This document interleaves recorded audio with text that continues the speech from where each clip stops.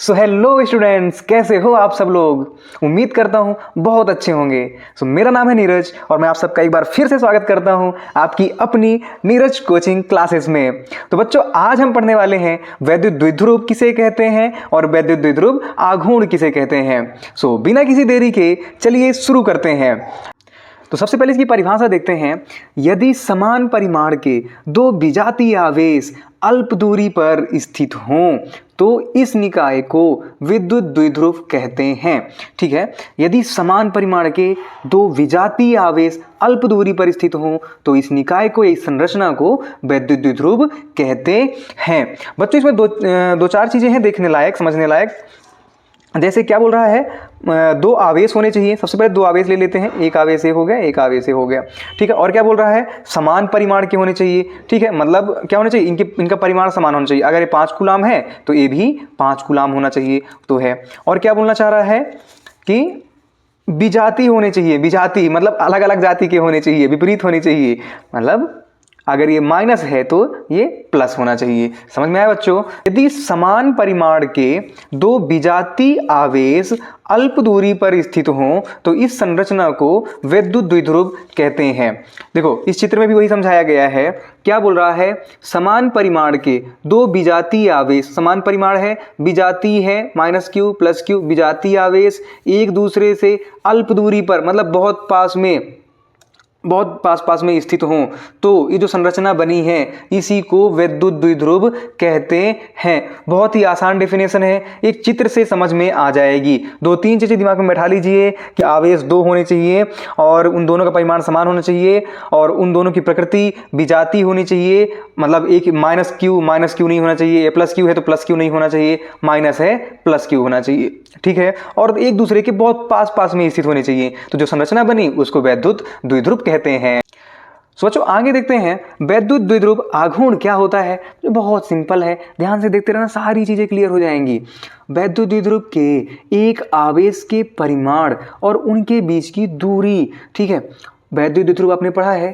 ठीक है, इसका कोई एक परिमाण और उनके बीच की दूरी 2l हो गया है ना, इनके बीच की दूरी के गुणनफल को वैद्युत द्विध्रुव आघूर्ण कहते हैं। कैसे, ये 2l मैंने कहाँ से लिख दिया यार। देखो, वैद्युत द्विध्रुव था, इनके बीच में हमने O बिंदु मान लिया, O से -q की दूरी l ले लिए, O से +q की दूरी l ले लिए। जब दोनों को पूरा टोटल देखेंगे तो ये 2l हो जाता है। ठीक है ना, l + l 2l।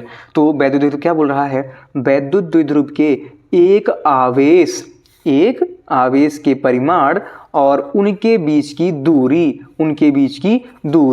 के गुणनफल को वैद्युत द्विध्रुव आघूर्ण कहते हैं। कितना सिंपल था। ठीक है ना, हमने पढ़ा है वैद्युत द्विध्रुव, दो आवेश होते हैं तो उसका एक आवेश का परिमाण ले लो और दोनों के बीच की दूरी को गुणा कर दो तो वैद्युत द्विध्रुव आघूर्ण बन जाता है। इतनी सिंपल है फिजिक्स यार, इतना टफ बना देते हैं अपन।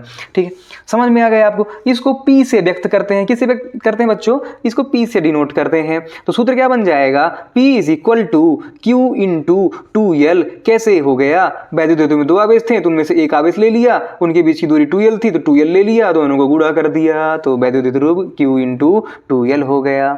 ठीक है, आगे देखते हैं इसके कुछ ऑब्जेक्टिव्स हैं। ये बच्चों इतना ही था, इतना ही सिंपल है ये। वैद्युत द्विध्रुव किसे कहते हैं, वैद्युत द्विध्रुव आघूर्ण किसे कहते हैं। ठीक है, अब इसके ना 4 एकदम टॉप मोस्ट इंपॉर्टेंट ऑब्जेक्टिव बताने वाला हूं जो हर बार एग्जाम में कोई ना कोई इनमें से पूछ ही लिया जाता है, तो ध्यान से देखते रहना।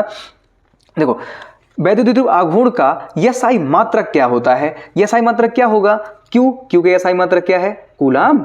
L का SI मात्रक क्या होता है, L मतलब लंबाई का SI मात्रक क्या होता है, मीटर, तो कूलाम मीटर हो गया। समझ में आया, कूलाम मीटर। Q मतलब आवेश का SI मात्रक कूलाम, L का मतलब लंबाई का SI मात्रक मीटर। लंबाई ये दूरी समझ सकते हो, दूरी थी ना ये दूरी, तो कूलाम मीटर। ठीक, दूसरा, यह सदिश राशि है। ये कौन सी राशि होती है बच्चों, ये एक सदिश राशि होती है। इसकी दिशा ऋणावेश से धनावेश की ओर होती है। अभी आपने विद्युत द्विध्रुव देखा था, हमने यहाँ पे -q लिया, इस तरफ +q लिया। हमेशा जब भी वैद्युत द्विध्रुव बनेगा तो ऐसा मत करना कि यहाँ +q बना दो, इस तरफ माइनस। सर आपने तो बोला था कि दो आवेश होने चाहिए, दोनों विजातीय, हमने वही किया है, दो आवेश लिए हैं, दोनों विजातीय लिए हैं, देख लो आप। पर बच्चों ये भी ध्यान रखना कि पहले -q और +q, एक उपकार और कर देना। ठीक है, ठीक है, अगला देखते हैं, वैद्युत द्विध्रुव का नेट आवेश शून्य होता है। ये कैसे हो गया, देखो समझते हैं, बहुत सिंपल है। अभी आपने देखा था कि दो आवेश होने चाहिए और समान परिमाण होना चाहिए। समान परिमाण मतलब 5 कूलाम यहाँ लिए थे, 5 कूलाम यहाँ लिए थे, 5 कूलाम। भैया हमने अभी बताया था ये भी, ये एक तो माइनस क्यू होना चाहिए, मतलब माइनस और प्लस होना चाहिए, विपरीत आवेश भी तो होने चाहिए। तो माइनस और प्लस क्या हो जाएगा, शून्य। अगर 100 भी ले लेते, -100 कूलाम ले लेते, +100 कूलाम ले लेते, 100 करोड़ ले लेते, जो भी ले लेते, अब भाई परिमाण समान है, मतलब ये जो आपका वैल्यू है ये समान है, और जो इनके प्रकृति है, चिन्ह है, अलग अलग है, तो बहुत सिंपल है ना, कैंसिल हो जाएगा, 0 बचेगा। तो क्या आ रहा है, वैद्युत द्विध्रुव का नेट आवेश शून्य होता है। अगला लास्ट एंड मोस्ट इंपॉर्टेंट, एक आदर्श वैद्युत द्विध्रुव बिंदु के आकार का होता है। क्या होता है बच्चों, एक आदर्श वैद्युत द्विध्रुव बिंदु के आकार का होता है। बिंदु के आकार का कैसे, क्यों बोल रहे हैं बिंदु के आकार का, क्योंकि आपने परिभाषा में पढ़ा था कि ये ना आवेश बहुत पास में होते हैं। दो आवेश तो होते हैं समान परिमाण के, विजातीय आवेश भी होते हैं, मतलब अलग अलग प्रकृति के, -q और +q, ये दोनों ना बहुत पास में स्थित होते हैं, एक बिंदी के समान। ऐसे एक बिंदु बनी हुई है, इतने में ही एक -q यहाँ पे है, इतने में ही एक +q यहाँ पे है, इतनी कम दूरी पर होते हैं। इसलिए जब इतने पास में ना, एक बिंदु जैसा लगता है। ये जो वैद्युत द्विध्रुव है ये एक बिंदु के आकार का लगता है, इसलिए इसको बोलते हैं कि एक आदर्श वैद्युत द्विध्रुव बिंदु के आकार का होता है। ऐसा मत कर देना कि एक आवेश को यहाँ भारत में रख देना, एक को पाकिस्तान भेज देना, ऐसा नहीं है। इतने पास होते हैं कि बिंदु जैसा इनका आकार लगता है। तो बच्चों एक बार फिर से देख लेते हैं जो भी ऑब्जेक्टिव्स थे। इसका SI मात्रक कूलाम मीटर होता है। यह एक सदिश राशि है जिसकी दिशा ऋणावेश से धनावेश की ओर होती है। वैद्युत द्विध्रुव का नेट आवेश शून्य होता है। क्यों, क्योंकि परिमाण बराबर होता है और आवेश की प्रकृति अलग अलग होती है, विजातीय होती है, तो माइनस प्लस से वो कैंसिल हो जाता है पूरा। फिर एक आदर्श वैद्युत द्विध्रुव बिंदु के आकार का होता है, ठीक है ना।